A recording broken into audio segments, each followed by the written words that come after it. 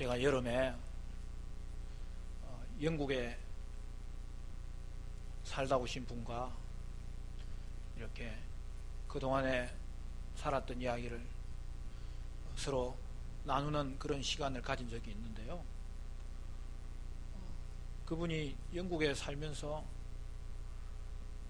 충격받았던 것은 그 사회가 얼마나 이 정직성을 가장 중요한 덕목으로 생각하는지 깜짝 놀랐다는 거예요. 특히 정치인들이 거짓말한 것이 탄로나면 그거에 대해서 분명한 책임을 지는데 정치 생명이 끝나는 것을 봤다는 거예요. 정직성이 그 사회 저변에 깔려 있어서 문화가 되었다는 것입니다. 그가 하루는 이웃에게 어떻게 하면 국민들이 그렇게 정직한 것을 추구할 수 있느냐고 질문을 하였더니 그 이웃이 답하기를 그것이 하루아침에 된 것이 아니라는 거예요. 수백 년, 천년이 가까이 오는 동안에 훈련되고 훈련된 결과라는 거예요. 영국이 진실을 신성시하고 거짓말을 부끄럽게 여기는 것은 성경이 그 나라 문화에 영향을 주었음을 반증하고 있는 거예요. 여러분, 우리나라가 1등하는 게 참 많습니다. 그 중에 하나가 뭐냐면 고소 고발 사건이 전 세계 1등이라는 거예요. 또 제가 이걸 보고 또 깜짝 놀랐어요. 1등이 왜 이렇게 많지? 저번에 트럼프 대통령이 와가지고 대한민국 여자 골프 선수들을 보면 기가 죽는다고. 그런 거는 1등을 많이 해야 되는데, 여러분, 제헌제를 통해서 우리나라가 법치 국가를 표방한 지가 벌써 수십 년이 흘러서 이제는 좀 사회에 뿌리 내릴 만큼 되었다고 생각되는데도 뭐 어떻게 보면 법을 너무 사랑해가지고 모든 걸 법대로 처리하려는 것이 오늘날 우리 가운데 드러나고 있는 현실을 바라볼 때 안타깝지 않을 수 없습니다. 여러분, 그만큼 우리 사회는 정직하지 못하고 말한 것에 대해서 책임지지 않는 그런 풍토가 있다는 것이죠. 여러분, 그 대표적인 사건이 지금은 좀 그래도 세월이 지났지만 1992년에 있었던 옷 로비 사건입니다. 모르겠어요. 여러분, 기억납니까? 회장, 그룹을 운영하는 회장이 한 번 표적 수사를 본인이 이제 받았다는 것이죠.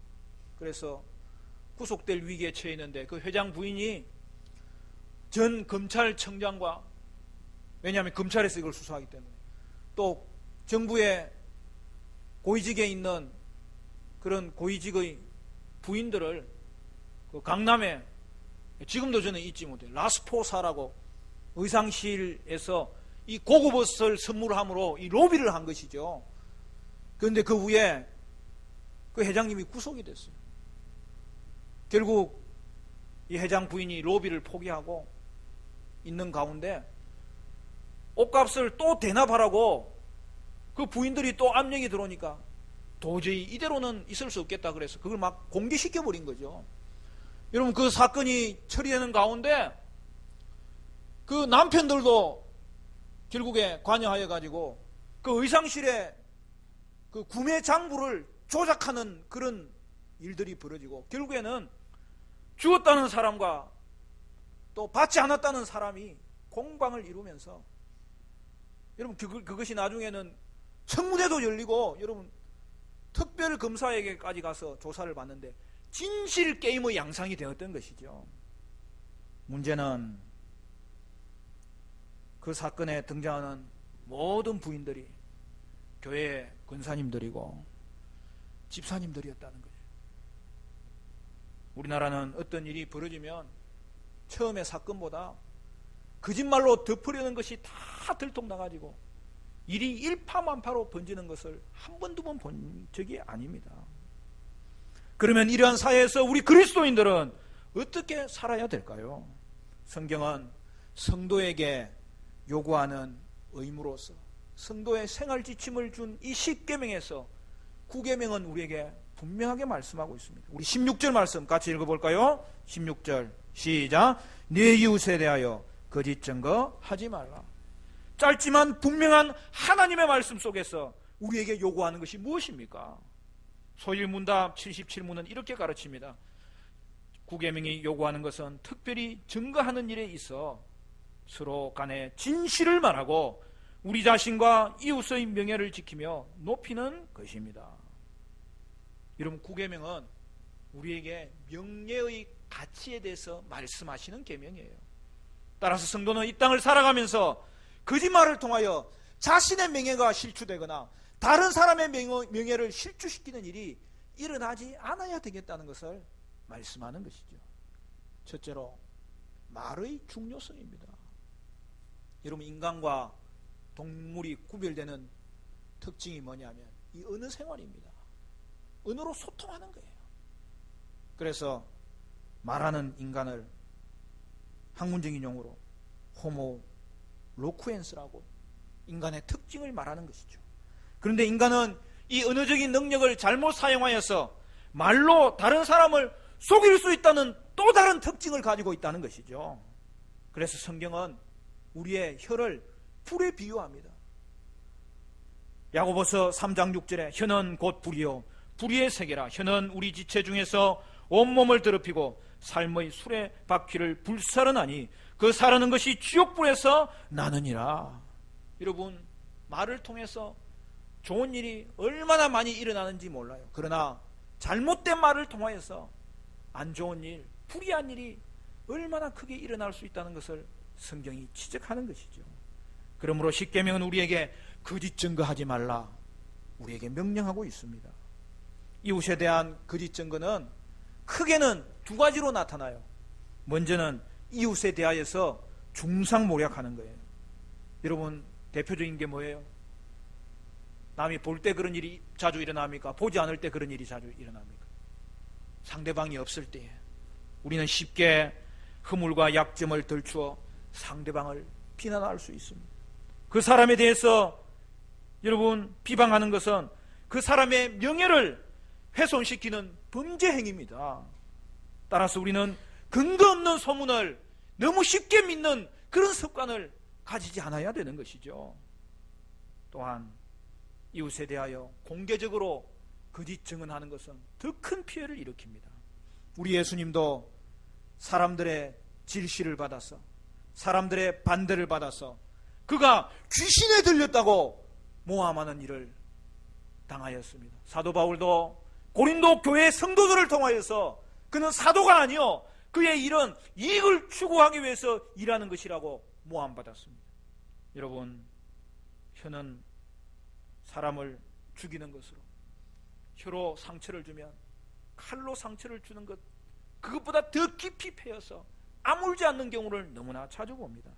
여러분, 거짓 증거는 하나님이 미워하시는 거예요. 오늘날 믿음의 공동체조차도 거짓말로 인하여 얼마나 큰 어려움을 당하는지, 지금 그런 여러분 고통을, 피해를 당하는 교회가 한두 군데가 아니에요. 거짓말은 하나님의 공동체 전체에 영향을 주기 때문에 하나님은 때로는 즉각적으로 심판하시는 거예요. 아나니아와 삽비라가 하나님 앞에서 범죄하고 교회 앞에서 범죄하고 성령께 거짓말을 하였을 때 그가 즉각적으로 심판받았다는 것이 오늘 우리 교회 가운데 분명한 교훈이 되어야 된다는 사실이죠. 그러면 말의 힘은 과연 어느 정도인가? 여러분, 말에는 힘이 있습니다. 그래서 말이 중요한 거예요. 근래에 자기 개발서들을 보면 말의 힘을 성공과 행복을 위한 만능 열쇠로 사용하는데, 여러분, 그것은 또한 잘못이에요. 우리의 성공과 실패가 말에 달려 있다는 거예요. 적극적인 사고방식, 긍정적인 말, 말하는 대로 된다는 그런 여러분 주장은 성경적인 사상이 아니에요. 그것은 범신론의 기초를 둔 뉴에이지 사상이에요. 여러분, 우리가 신중하게 우리의 삶을 돌아봅시다. 그러면 우리의 인생이 말한 대로 되지 않는다는 것을 우리는 잘 알 수 있는 거예요. 말한 대로 되는 분은 하나님밖에 없습니다. 물론 예수를 믿으면 제일 먼저 변하는 것이 언어 생활이에요. 그의 언어가 과거에는 불평, 불만이 많았는데 심령이 변화된 것이 우리의 모든 것을 영향 줄 때에 우리는 먼저 하나님을 닮는 자가 되고 아버지의 자녀처럼 축복의 말, 감사의 말, 여러분 사랑의 말, 존경의 말, 용서의 말, 오늘 우리의 삶 가운데 찬양의 말이 울려 퍼지게 되는 것입니다. 그러나 분명한 사실은 긍정적인 말 자체가 성공을 가져오는 비결은 아니라는 거예요. 여러분 어릴 때 꿈이 뭐였어요? 제가 어릴 때는 대통령 되겠다는 애들이 많았어요. 그러면 벌써 지금 우리나라의 대통령이 한 1000명은 돼야지. 여러분 말한 대로 된다고 믿는 것은 자신을 하나님의 자리에 올려놓는 것으로 그것 또한 여러분 우상숭배라는 것을 분명히 아셔야 됩니다. 여러분 성경이 지적하는 것은 무엇입니까?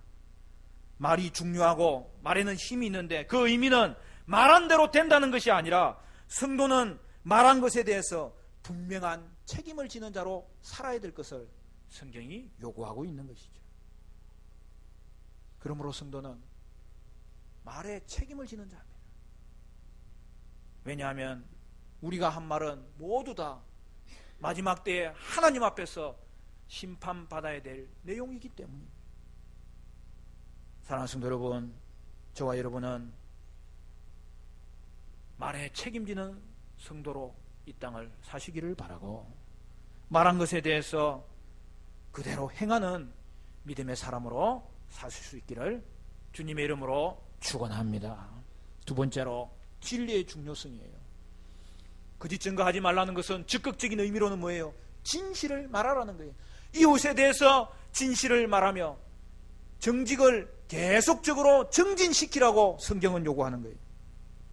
여러분 원래 하나님께서 창조하신 피조물에게는 거짓말이라는 게 없는 거예요. 여러분 거짓은 인간이 죄로 말미암아 타락하면서 들어온 거예요.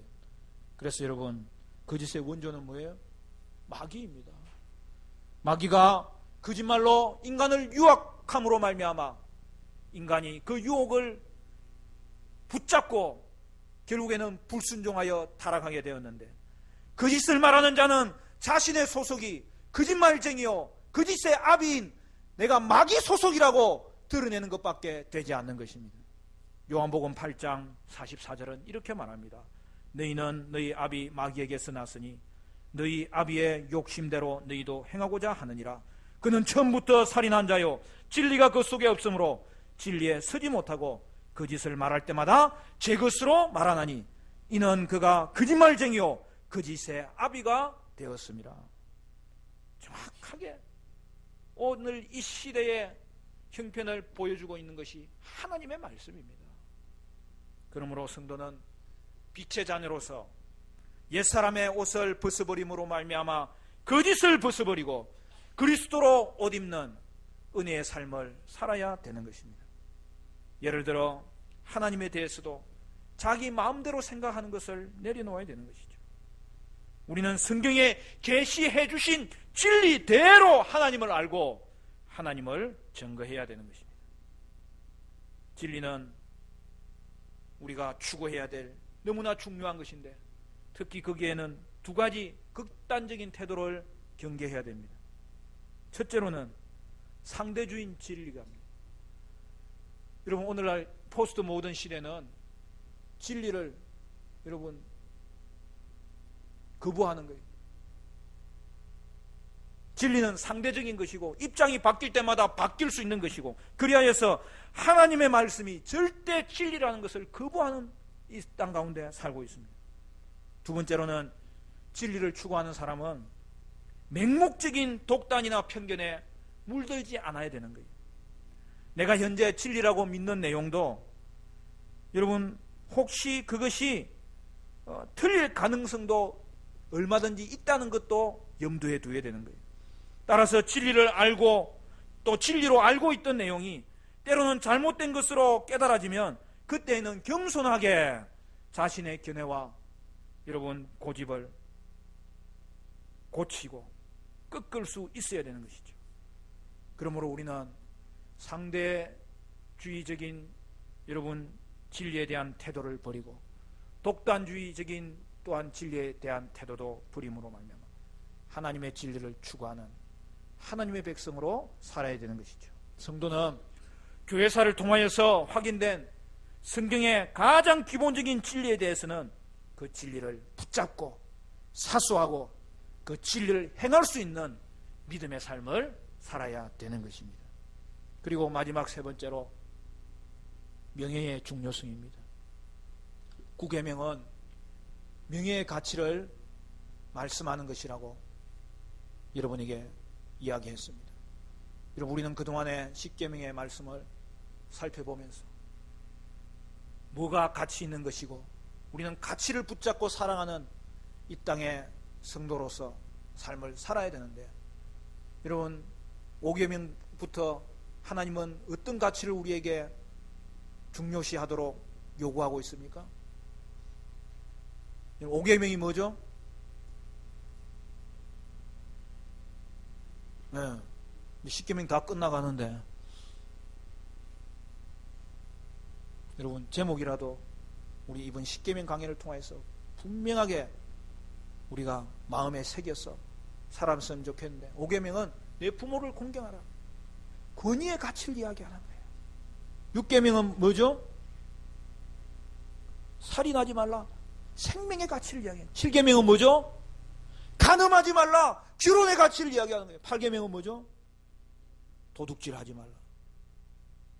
와, 우리 주일학교 애들이 희망이 있어. 소유의 가치를 존중해 줘야 된다. 오늘 9계명은 거짓 증거하지 말라. 명예의 가치를 우리는 지켜줘야 된다는 거예요.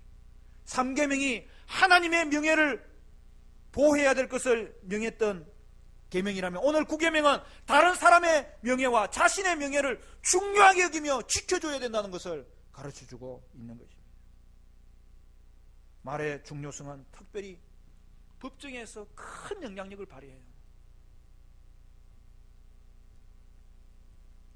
우리는 그것을 증언이라고 합니다. 법정에서 증인으로 서는 거죠. 여러분 재판정에 한번 가봤어요? 저는 가봤어요. 제가 이래봬도 산전, 수전, 공중전, 수상전 다 겪은 사람이에요. 제가 증인으로 불려갔는데, 저는 진실을 말하는데 달인 증인의 그 거짓 증언으로 말미암아 재판정 앞에서, 아니 재판정도 판단하는데 여러분 그것이 다 묻히는 걸 내가 지켜봤어요. 거짓 증언의 말이 얼마나 큰 피해를 주는지.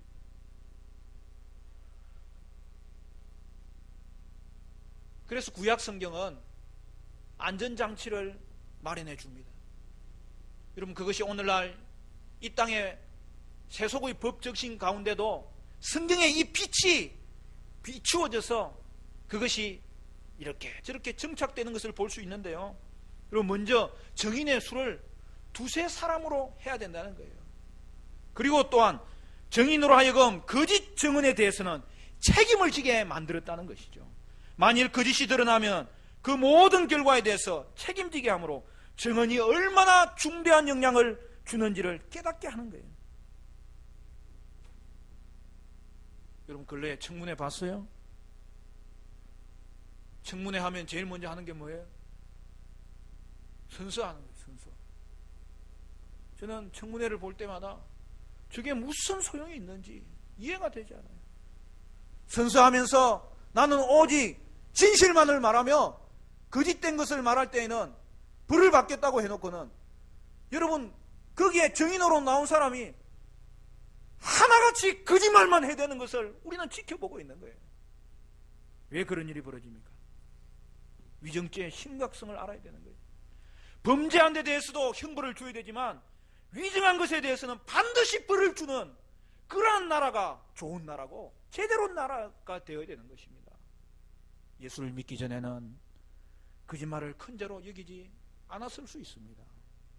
남을 해치는 행동이 말로서는 그게 무슨 해친 거냐, 그렇게 생각할 수 있습니다.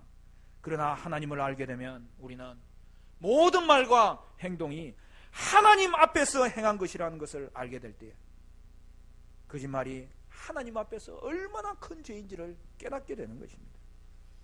하나님은 진실하시며 거짓을 싫어하시기 때문에 거짓말을 하는 한 하나님께 가까이 할 수가 없는 거예요. 그러므로 신자와 불신자는 도덕성에 있어서도 근본적으로 차이가 날 수밖에 없는 거예요.